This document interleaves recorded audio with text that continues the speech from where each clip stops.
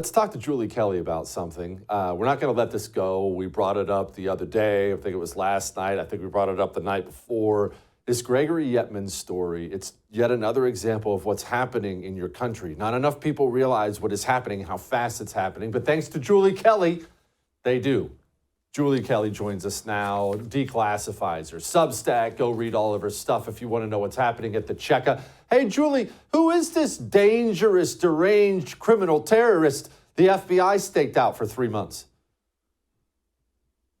Yes, so his name is Gregory Yetman. And if you were a neighbor or relative of his, I guess I'm supposed to be sorry because the government, this Department of Justice and FBI considers him a dangerous terrorist because, of course, Jesse, he was involved in the events of January 6th.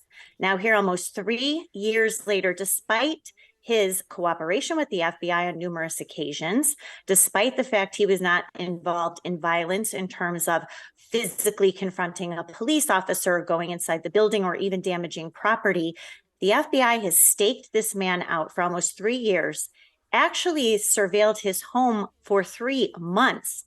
And as Gregory Yetman, a combat veteran a few times over, a former guard at Gitmo, a man with no criminal record, getting up at 7 a.m. to walk outside of his driveway to get in his truck and go to work, is surrounded by dozens of armed FBI SWAT military-style vehicles, arrest him for allegedly spraying police with pepper spray on January 6th.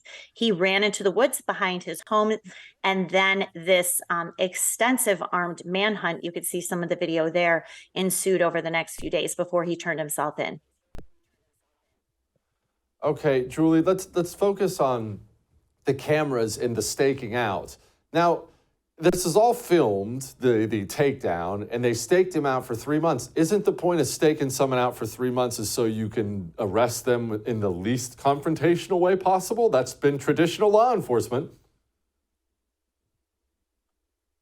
Well, it is. And as I said, he is a military veteran and he has no criminal record. He was cooperating with the FBI. There was no reason to surveil his home at all, except, Jesse, this is part of the FBI and Department of Justice optics about January 6th, juicing the numbers about domestic violent extremists and terrorizing people's neighborhoods, traumatizing neighbors by creating this spectacle at 7 o'clock in the morning on a weekday so all of his neighbors could see what was happening to him. Think of the potential danger here, Jesse. You have children who are walking to the bus stop. You have moms on their way to work or taking their children to school.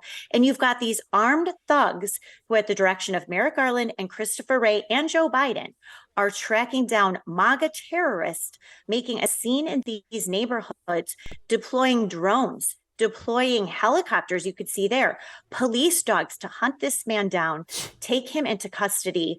And they finally just released his charges, assaulting police officers for allegedly spraying in their direction pepper spray for about 12 seconds. Julie, you know the future I see? I see this future, and you and I have had this discussion before. It's awful, but Donald Trump's going to be a convicted felon. They're obviously going to convict him. They're either going to throw him in federal prison or they're going to lock him in Mar-a-Lago and not allow him to leave. And then the FBI, who's been doing this to people, they're going to declare war on everyone who's angry about it. And there are going to be a lot of people angry about it. And all this, to me, Julie, it seems like a big setup for the FBI to go blasting away at every one of their right-wing opponents.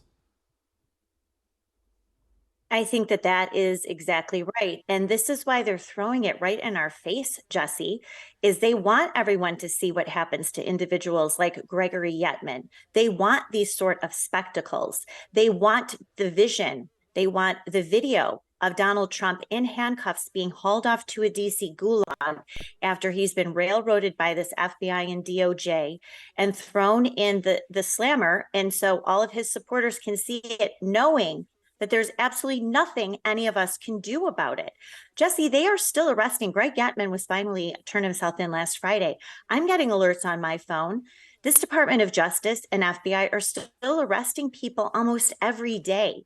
They want to get to this massive caseload. So by the time Donald Trump goes to trial in Washington, D.C. in March, the prosecutors and special counsel Jack Smith can tell the DC base jury who already hates Donald Trump, look, we have 2,000 domestic terrorists who went to the Capitol to overthrow democracy after Donald Trump told them to go there. This is what they're doing. They're assaulting police officers. They were hunting down Nancy Pelosi. They built a gallows. Somebody planted a pipe bomb. Of course, we still don't know who that individual is, but this is the narrative that Jack Smith and DOJ is going to create before this DC jury.